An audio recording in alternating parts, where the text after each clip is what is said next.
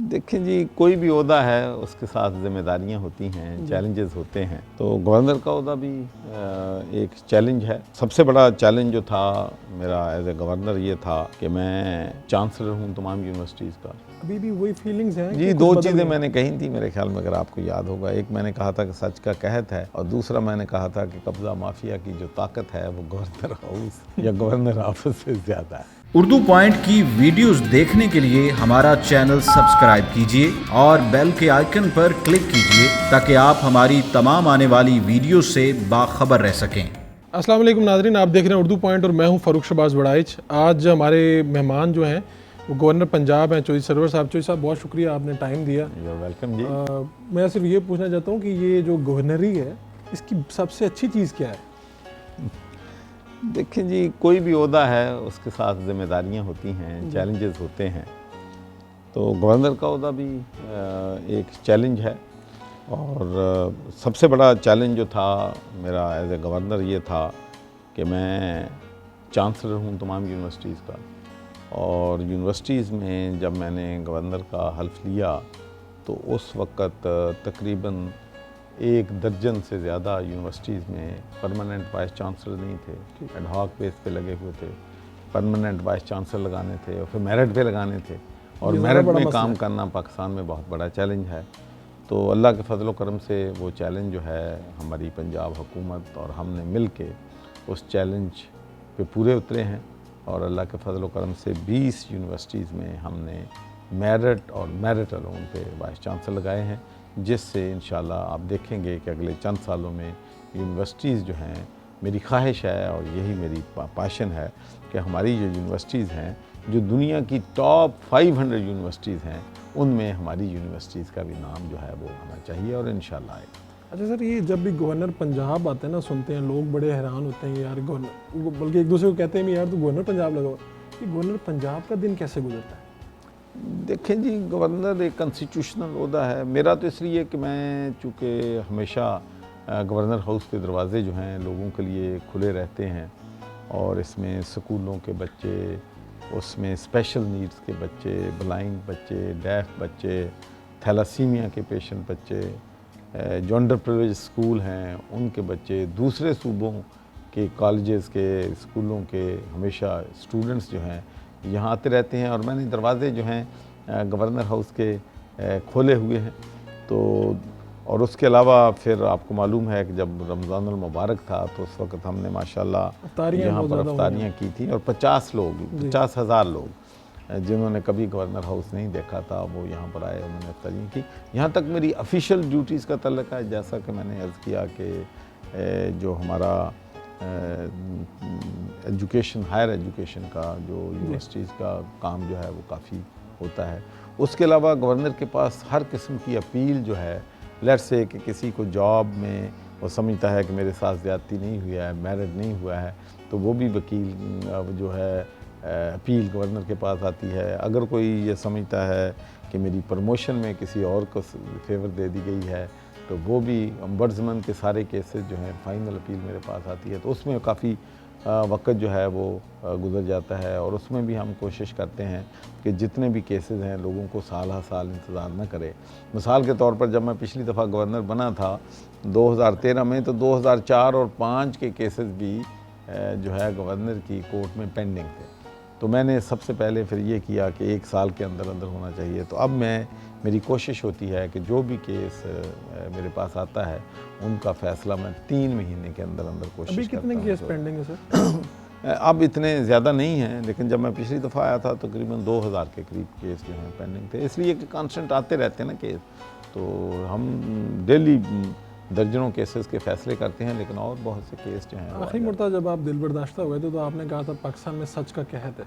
अभी भी वही फीलिंग्स हैं जी, कि 2 कुछ बदल चीज़ें गया? मैंने कही थी मेरे ख़्याल में, अगर आपको याद होगा। एक मैंने कहा था कि सच का कहत है, और दूसरा मैंने कहा था कि कब्ज़ा माफिया की जो ताकत है वो गवर्नर हाउस या गवर्नर ऑफिस से ज़्यादा है। तो कितने हालात बदले तो सर? उसमें अभी चैलेंजेस हैं। मैं ये नहीं कह सकता कि हमने इन मामलात का जो है हल ढूंढ लिया है, लेकिन ये ज़रूर कह सकते हैं कि हमारे ओवरसीज़ पाकिस्तानी हमारा असासा हैं, और उनके यहाँ पर बहुत ज़्यादा मसाइल थे।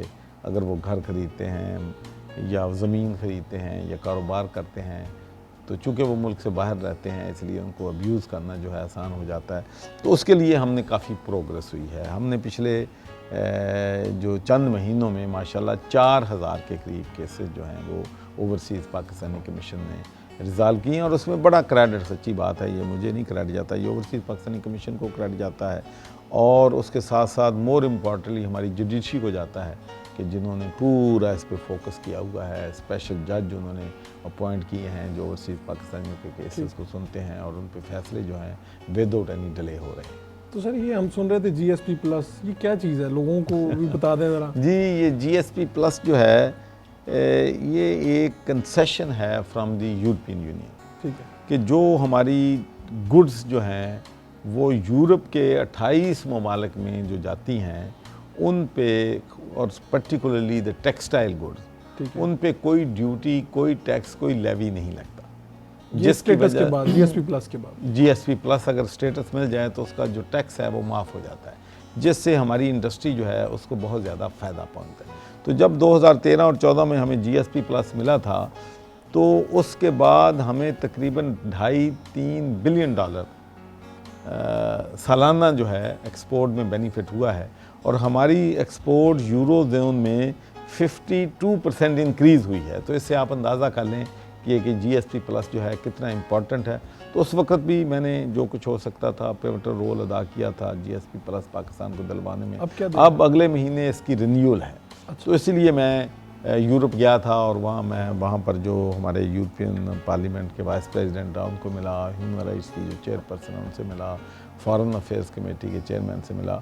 तो कोशिश की है उनको मुतमईन करने की कि जो उनकी रिजर्वेशंस हैं उसके हवाले से, रिन्यूअल के हवाले से, तो उनको दूर करने की कोशिश हम कर रहे हैं, और हमें उम्मीद है कि इंशाल्लाह पाकिस्तान को 3 साल की जो रिन्यूअल है वो हो जाएगी। पिछले दिनों आपकी सोशल मीडिया पर एक तस्वीर आपकी फैमिली की वायरल हुई, उसमें आप कश्ती में बैठे हैं और कुर्सी पड़ी है, आपकी टोटली फैमिली थिंग है वो, लेकिन फिर भी लोगों ने तबसरे किए उसके ऊपर, लोगों ने बुरा मनाया।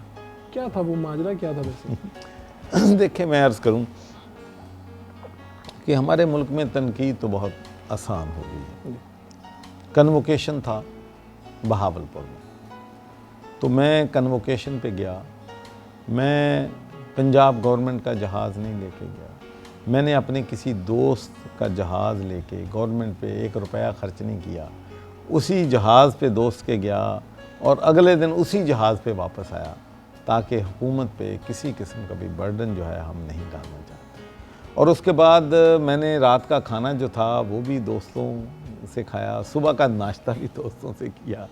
तो अगर एक कश्ती है एक जगह पे, मैं समझता हूँ कि ये तो प्रमोशन ऑफ टूरिज़्म होना चाहिए। और मैं आपको ये बताना चाहता हूँ, यू वुडंट बिलीव मी कि how many people, hundreds of people have texted me, they texted my wife कि ये कौन सी जगह है, इतनी खूबसूरत है, हम वहाँ पर जाना चाहते हैं, हम वहाँ पर किराया भी देने के लिए तैयार हैं, कश्ती पे सवारी के भी देने के तैयार हैं। तो यार हमने टूरिज़्म को प्रमोट करना है, तो अगर उस कश्ती में बैठने से इतनी बड़ी खबर बन गई कि जैसे पता नहीं, पहले तो ये कहा कि गवर्नर हाउस में शायद गवर्नर यशियाँ कर रहा है, फिर उन्हें पता लगा नहीं ये तो गवर्नर हाउस में नहीं है, ये तो किसी रेस्ट हाउस में है। तो बहरहाल फिर भी मैं समझता हूँ कि हमें लोग जो कहते हैं उनकी तनकीद जो है उनको सीरियस लेना चाहिए। अगर वो समझते हैं कि किसी के से दिल आज़ारी हुई है तो इंशाल्लाह हम कोशिश करेंगे कि कोई ऐसी चीज़ ना की जाए जिनसे लोगों को अपसेट करना मकसूद हो, इसलिए कि लोग भी सही समझते हैं कि लोगों के पास 2 वक्त की रोटी नहीं है, बहुत ज़्यादा महंगाई है, बहुत से इश्यूज़ हैं, तो वो समझते हैं कि उनका गवर्नर एक ऑर्डिनरी होना चाहिए। तो मैं तो वैसे ही कॉमनर हूँ, मैं तो नीचे बैठ के भी खाना खा लेता हूँ, मज़दूरों के साथ भी, और सुबह से शाम तक मैं मिलता भी पार्टी के वर्कर्स को हूँ। जो मैंने इफ्तारियाँ की थी उसमें भी पार्टी के वर्कर थे। गवर्नर हाउस को खोला है वो भी ऑर्डिनरी लोगों गवर्नर हाउस में क्यों नहीं रहते सर? फिर आप कहेंगे कि जी इतने बहाल में रह रहा है, तो फिर वैसे लोग जानना चाहते हैं, लोगों को हम यही कहना चाहते हैं कि इसलिए नहीं रहते कि एक तो प्राइम मिनिस्टर साहब का ये फैसला था कि गवर्नर हाउस जो है वो रेजिडेंस के लिए गवर्नर जो है इस्तेमाल नहीं करेंगे, तो इसलिए हमने उस जो कमिटमेंट है उसको ऑनर कर रहे हैं। हमने कहा था कि हम गवर्नर हाउस को पब्लिक के लिए खोलेंगे, तो वो पब्लिक के लिए भी खोला है। तो इसलिए मैं अपने घर में रहता हूँ, सुबह आता हूँ, शाम को चला जाता हूँ। अच्छा, आप पहले वो पार्लियामेंटेरियन हैं जिन्होंने कुरान पाक पे हलफ लिया था बरतानवी पार्लियामेंट में, वहाँ की पार्लियामेंट में और यहाँ की पार्लियामेंट में फ़र्क क्या है? देखें जी, वहाँ और यहाँ की पार्लियामेंट में जमहूरियत में एक बड़ी चीज़ है कि बड़ा वक्त लगता है अदारों को स्ट्रेंथन करने में, अपनी वैल्यूज़ को बनाने में। तो वो सेंचुरीज़ ओल्ड डेमोक्रेसी है यूके में। तो अगर हम चाहें कि हम 70 साल से आज़ाद हैं, आधा टाइम डिक्टेटरशिप रही है, आधा टाइम जमहूरियत रही है, तो हम उनकी मोरालिटी तक, उनकी वैल्यूज़ तक पहुंच जाएं तो ये मुमकिन नहीं है, ये बड़ा मुश्किल है। लेकिन मैं ये समझता हूँ कि अगर ये जमहूरी जो है अदारे कायम रहे और ये तसलसल कायम रहा तो इंशाअल्लाह हमारी जमहूरियत भी बिल्कुल उन लोगों के साथ जो है हम उनके मुकाबले पे पूरा उतरेंगे। लेकिन वहाँ और यहाँ का फ़र्क ये नहीं है कि जमहूरियत वहाँ की है यहाँ की है, फ़र्क सिर्फ ये है कि वहाँ अदारे मजबूत हैं। ठीक है। इसीलिए मैं बार बार ये कहता हूँ कि हमें अदारों को स्ट्रेंथन करना है, हमें अदारों को एम्पावर करना है, हमें अदारों को गैर सियासी बनाना है। तो इंशाल्लाह जब अदारे ठीक हो जाएंगे तो फिर आप देखेंगे कि मामलात, फिर पॉलिटिशियन का काम विजन देना है, चेक एंड बैलेंस रखना है और उनको मॉनिटर करना है। और फिर वहाँ पर अगर सियासी मुदाखलत जो है, जो कि हमारे प्राइम मिनिस्टर की विजन भी है कि मैं अदारों को गैर सियासी देखना चाहता हूँ, अदारों को न्यूट्रल देखना चाहता हूँ, अदारों को बाइख्तियार देखना चाहता हूँ, तो इंशाल्लाह उस पर हम लोग काम कर रहे हैं। आप देखेंगे कि इंशाल्लाह। आखिरी सवाल है मेरा कि स्टूडेंट यूनियन के ऊपर आपका क्या कमेंट है? आप चांसलर्स हैं पंजाब की सारी। देखें, ये मेरे पास बहुत से लोगों ने रिप्रेजेंटेशन की है, बहुत से लोग आए हैं, इसमें पार्टी के अंदर भी रहनुमाओं में बात हुई है और मैंने ये ज़रूर कहा है दोस्तों को कि भाई इस पर डिबेट हमें ज़रूर करना चाहिए, हमें इस पर बिल्कुल इसको इग्नोर नहीं करना चाहिए। तलबा हैं, तलबात हैं, उनका मुतालबा है, लेकिन हमें अगर करना है वहाँ पर तो हमें ये सोच के करना है कि जिस तरीके से हम कहते हैं कि अदारों को डीपोलिटिसाइज करना है, हमारी यूनिवर्सिटीज़ में और कॉलेजेस में इलेक्शन का जो एक ही मसला है कि वहाँ पर जो सियासत है, जो लड़ाई मुआशरे में हो रही है, वही बैटल ग्राउंड डर है कि कहीं यूनिवर्सिटीज़ में भी वो बैटल ग्राउंड ना बन जाए।